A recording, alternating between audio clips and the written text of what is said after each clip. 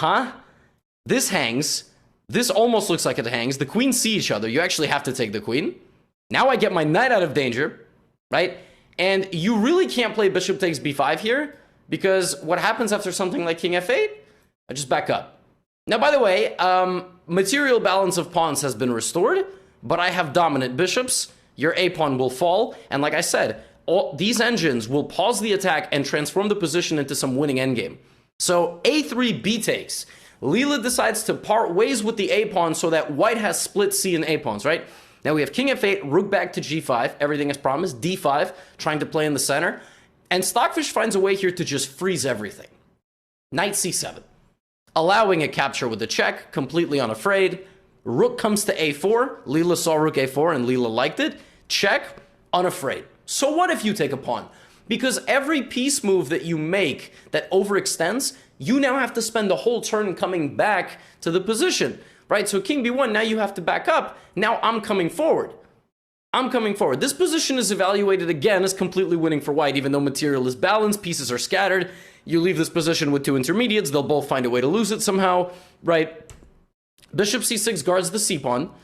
And now, as the game progresses, Stockfish brings its knight back, consolidates in the center. Consolidation is a massive part of these engines games. Look at this.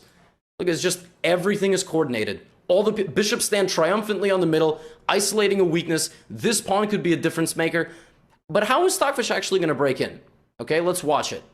Let's watch how Stockfish... Okay, it starts bringing its king.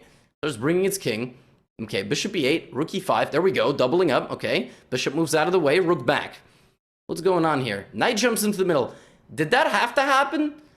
Actually, yes, because there is no way to protect this knight. Because, again, this knight has been this knight has been totally isolated, and actually the light squared bishop has been totally isolated as well. So now, to defend itself, it has to give away a pawn. Leela does, and back up. But now Leela's down a pawn, which means that there is a passed c-pawn, and now Stockfish will try to simplify, temporarily offering the pawn right back, but that would lose to bishop c5 check.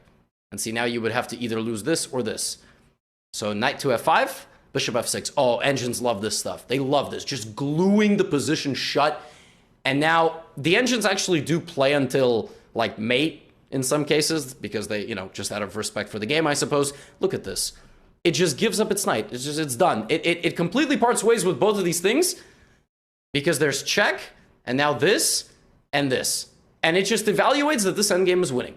Like, Stockfish would never simplify out to rook and 2 like this versus rook and 1 unless it completely knew it was winning. And it's winning for a couple of reasons. Your king is much closer to your pawn. Your rook controls all of this. And yeah, that's it. That's really